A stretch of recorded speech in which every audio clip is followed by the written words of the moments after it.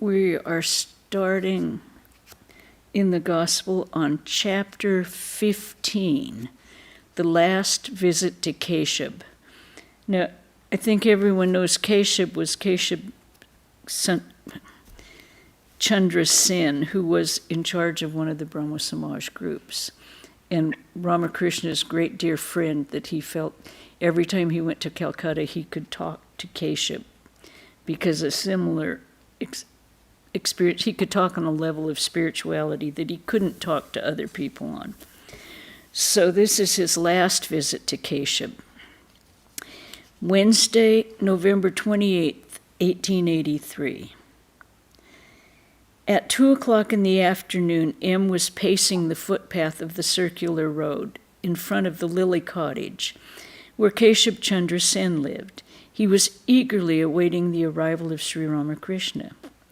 Keshab's illness had taken a serious turn, and there was very little chance of his recovery. Since the master loved Keshab dearly, he was coming from Dakshineshwar to pay him a visit. On the east side of the circular road was Victoria Cottage, where the ladies of Keshab's Brahmo Samaj and their daughters received their education. To the north of the cottage was a spacious garden house inhabited by an English family. M noticed that there was a commotion in the house and wondered what was going on. Presently a hearse arrived, and with the drivers dressed in black, and the members of the household appeared, looking very sad. There had been a death in the family. Whither does the soul go, leaving behind this mortal body? Pondering the age-old question, M waited, watching the carriage that came from the north. About 5 o'clock, a carriage stopped in front of the Lily Cottage, and Sri Ramakrishna got out with Latu and several other devotees, including Rakal. He was received by Keshab's relatives, who led him and the devotees upstairs to the veranda south of the drawing room. The master seated himself on a couch. After a long wait, he became impatient to see Keshab. Keshab's disciples said that he was resting and would be there presently. Sri Ramakrishna became more and more impatient and said to Keshab's disciples, "Look here, what need is there of his coming to see me? Why can't I go in and see him?" Prasanna humbly, "Sir, he will come in a few minutes." Master, "Go away. It is you who are making all this fuss. Let me go in." Prasanna began to talk about Keshab in order to divert the master's attention. He said, "Keshab is now an altogether different person.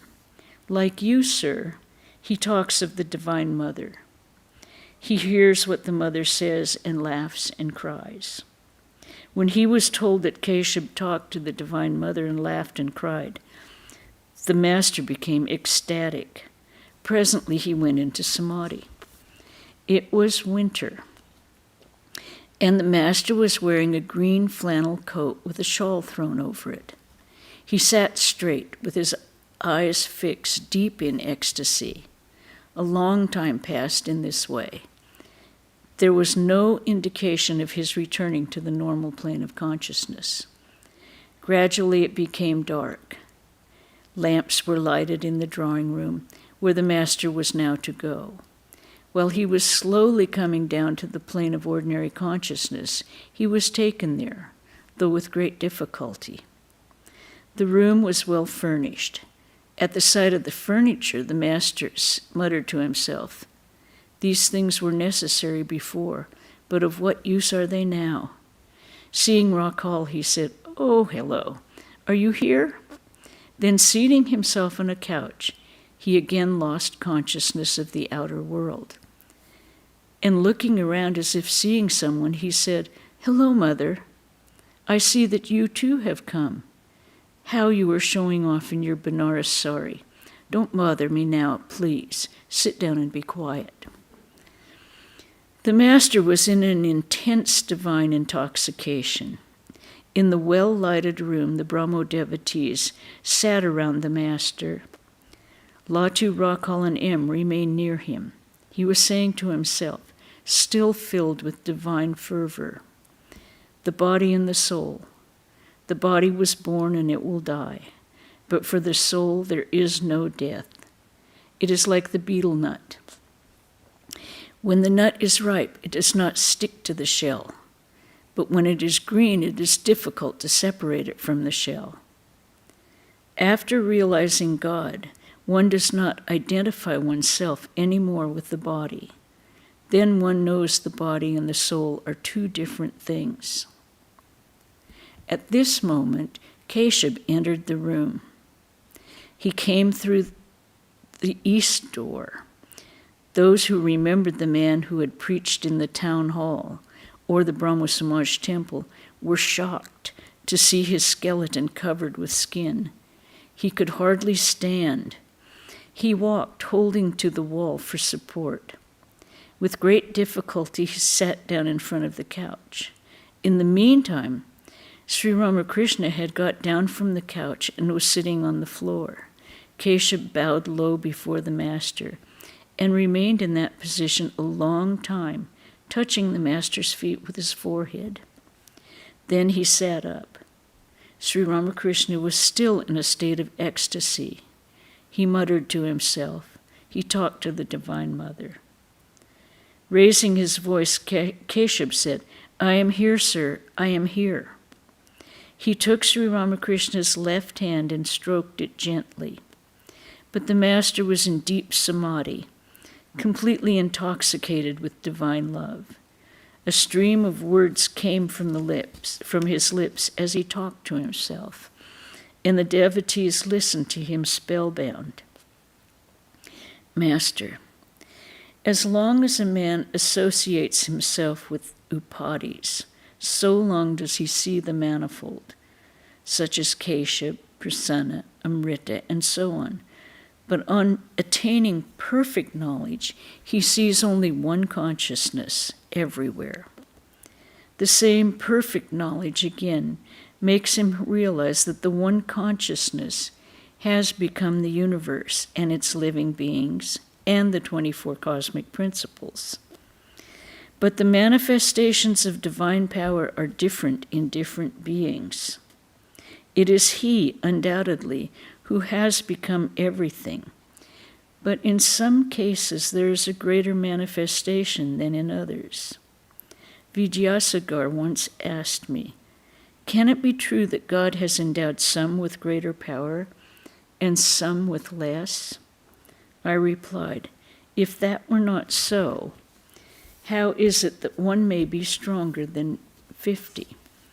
If that were not the case again, how is it that we all have come here to see you?" The soul, through which God sports, is endowed with his special power. The landlord may reside in any part of his estate, but he is generally to be found in a particular drawing room. The devotee is God's drawing room. He likes to sport in the heart of his devotee. It is there that his special power is manifest. What is the sign of such a devotee? When you see a man doing great works, you may know that God's special power is manifest through him. The primordial power and the supreme Brahman are identical. You can never think of the one without the other. They are like the gem and its brilliance.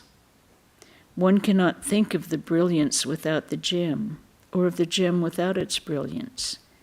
Again, it is like the snake in its wriggling motion. One cannot think of the wriggling motion without the snake, or of the snake without its wriggling motion. It is the primordial power that has become the universe and its living beings, and the 24 cosmic principles. It is a case of involution and evolution. And the footnote there says, that is to say, before the creation, the universe and its living beings and the 24 cosmic principles lie involved in the primordial power. And after the creation, these gradually evolve from it. Why do I feel so restless for Rakal, Narendra, and the other youngsters? Hazra once asked me, "When will you think of God if you're always anxious about these boys?" Keshab and the others smile. That worried me greatly. I prayed to the Divine Mother. Mother, see what a fix I'm in? Hazra scolds me because I worry about these young men. Afterwards, I asked Bholanath about it. He said to me that such a state of mind is described in the Mahabharata. How else will a man established in samadhi occupy his mind in the phenomenal world after coming down from samadhi? That is why he seeks the company of devotees endowed with sattva. I gave a sigh of relief when Bholanath told me of the Mahabharata. Hazra is not to blame. During the period of struggle, one should follow the method of discrimination, not this, and direct the whole mind to God. But the state of perfection is quite different. After reaching God, one reaffirms what formerly one denied. To extract butter, you must separate it from the buttermilk. Then you discover that butter and buttermilk are intrinsically related to one another. They belong to the same stuff. The butter is not essentially different from the buttermilk, nor the buttermilk essentially different from the butter. After realizing God, one knows definitely that it is He who has become everything. In some objects, He is manifest more clearly, and in others, less clearly. When the flood comes from the ocean, all the land is deep underwater. Before the flood, the boat could have reached the ocean only by following the winding course of the river. But after the flood, one can row straight to the ocean. One need not take a roundabout course. After the harvest has been reaped, one need not take the roundabout course along the bulk of the field. One can cross the field at any point. After the realization of God, He is seen in all living beings, but His greater manifestation is in man. Again, among men, God manifests Himself more clearly in those devotees who are sattvic, in those who have no desire whatever to enjoy lust and greed. Where can a man of samadhi rest his mind after coming down from the plane of samadhi?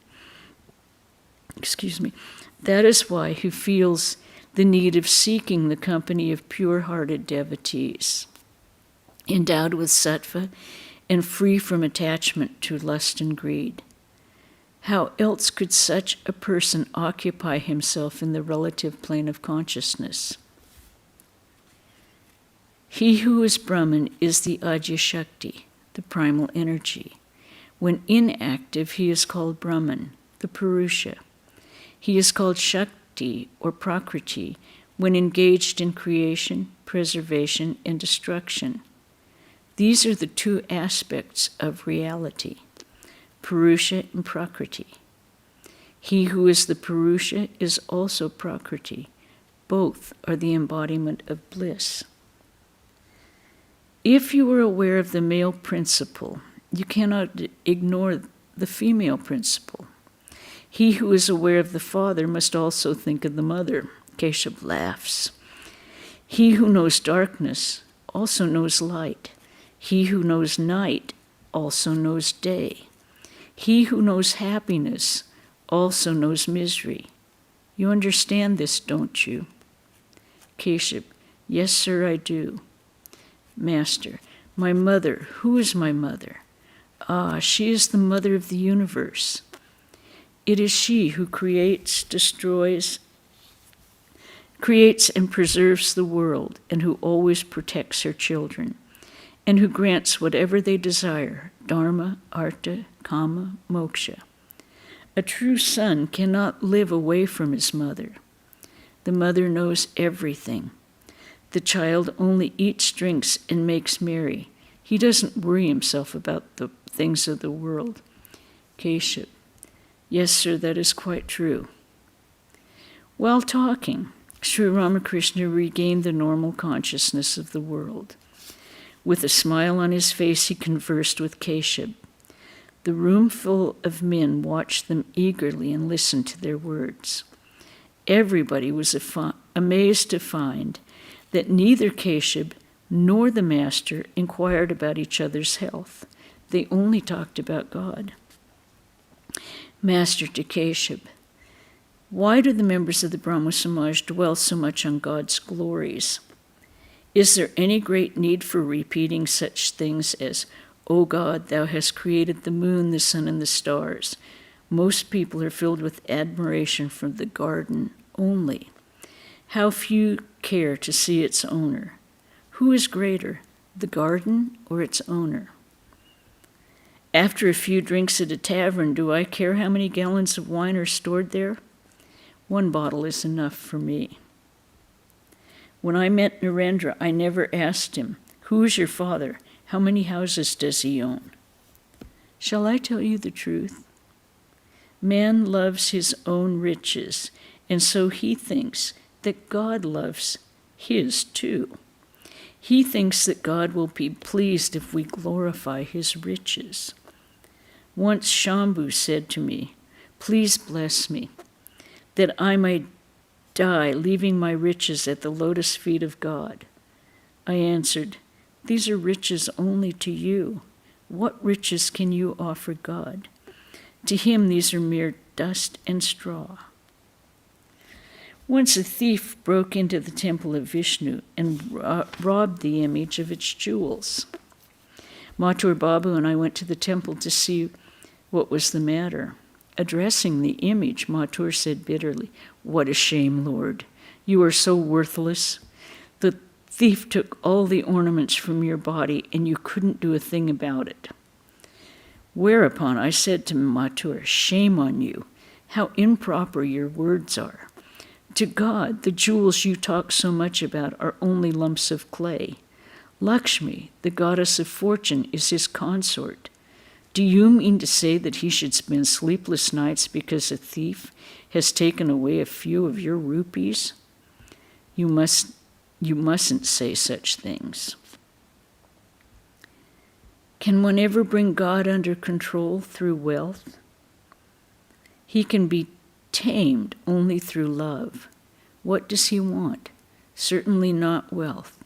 He wants from his devotees love, devotion, feeling, discrimination, and renunciation.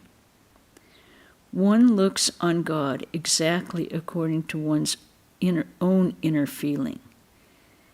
Take, for instance, a devotee with an excess of tamas. He thinks that the Divine Mother eats goat, so he slaughters one for her. Again, the devotee endowed with rajas cooks rice and various other dishes for the mother. But the sattvic devotee doesn't make any outer show of his worship. People don't even know he is worshiping. If he has no flowers, he worships God with mere Ganga water and leaves of the bell tree. His food offering to the deity consists of sweetened puffed rice or a few candies. Occasionally, he cooks a little rice pudding for the deity. There is also another class of devotee, those who are beyond the 3 gunas. They have the nature of a child. Their worship consists in chanting God's name, just his name. To Keshav with a smile, Why is it that you are ill? There's a reason for it. Many spiritual feelings have passed through your body, therefore it has fallen ill. At the time an emotion is aroused, one understands very little about it. The blow that it delivers to the body is felt only after a long while. I have seen big steamers going by on the Ganges, at the time hardly noticing their passing, but oh my, What a terrific noise is heard after a while, when the waves splash against the banks. Perhaps a piece of the bank breaks and falls into the water. An elephant entering a hut creates havoc within and ultimately shakes it down. The elephant of divine emotion enters the hut of this body and shatters it to pieces. Do you know what actually happens? When a house is on fire, at first, a few things inside burn. Then comes the great commotion.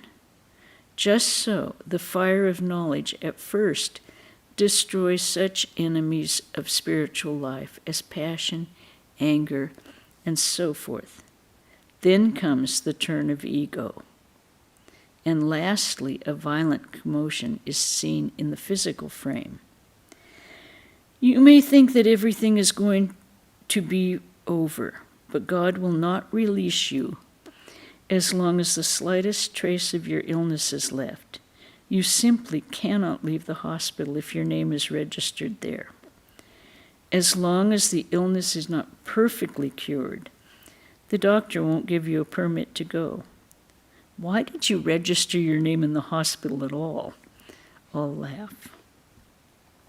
Keshab laughed again and again at the master's allusion to the hospital. Then Sri Ramakrishna spoke of his own illness.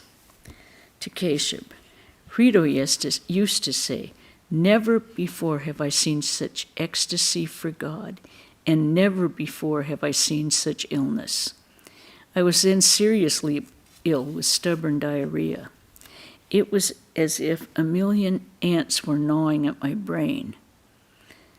But all the same, spiritual talk went on day and night. Dr. Rama of Natagore was called in to see me.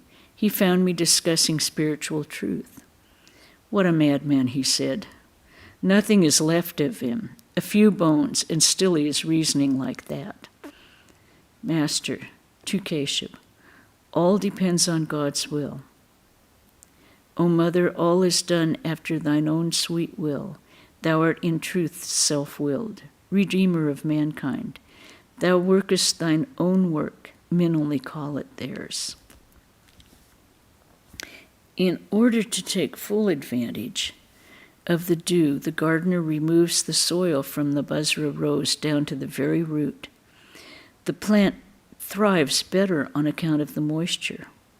Perhaps that is why you too are being shaken to the very root. Keshab and the master both laugh. It may be that you will do tremendous things when you come back. Whenever I hear that you are ill, I become extremely restless.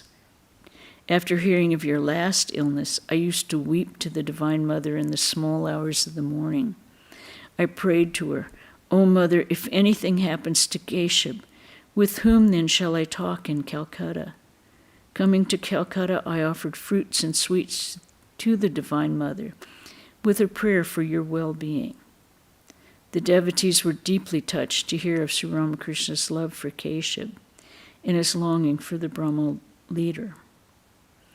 Master, but this time, to tell the truth, I didn't feel anxious to that extent. Only for 2 or 3 days did I feel a little worried. Keshab's venerable mother came to the east door of the room, the same door through which Keshab had entered. Umanat said aloud to the master, "Sir, here is Mother saluting you." Sri Ramakrishna smiled. Umanat said again, "Mother asks you to bless Keshab that he may be cured of his illness." Master to Keshab's mother, "Please pray to the Divine Mother, who is the bestower of all bliss. She will take away your troubles." To Keshab, "Don't spend too much time in the inner apartments. You will sink down and down in the company of women. You will feel better if you hear only talk of God." The master uttered these words in a serious voice and then began to laugh like a boy. He said to Keshab, "Let me see your hand." He weighed it playfully like a child. At last he said, "No, your hand is light. Hypocrites have very heavy hands." All laughed. Umanat said again to the master from the door, "Mother asks you to bless Keshab." Master gravely, "What can I do? God alone blesses.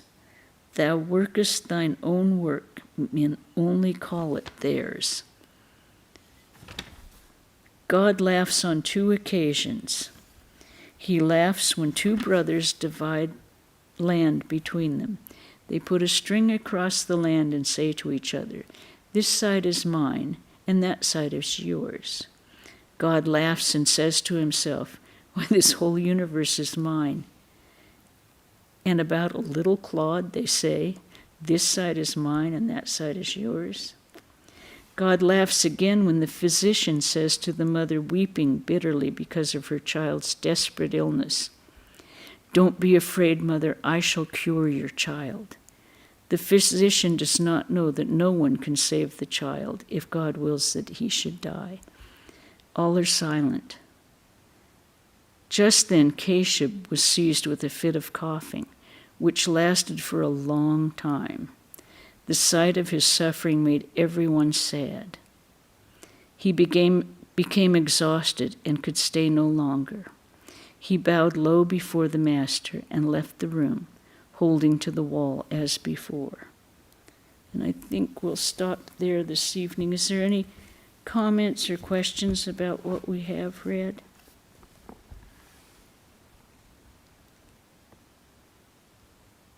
Okay.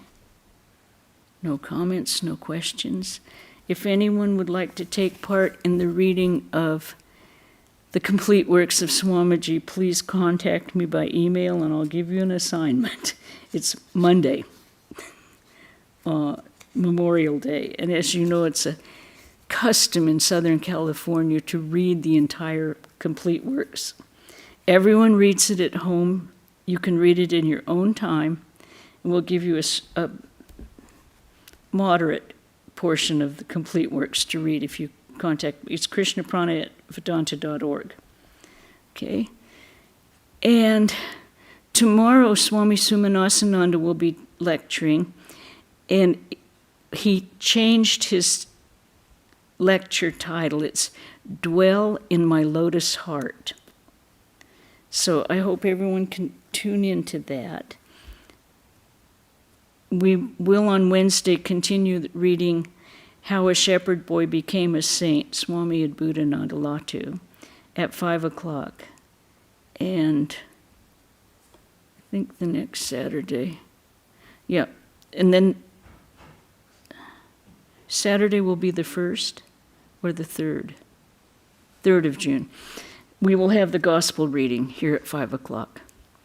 So we'll hope to see you, and yeah, I'm sorry, I've got two different, yeah, we'll have the gospel reading at 5 o'clock as usual.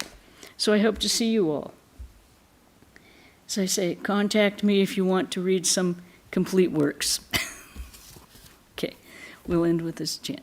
Om Shanti, Shanti, Shanti, Hari Om Tat Sat, Sri Ramakrishna Arpanamastu.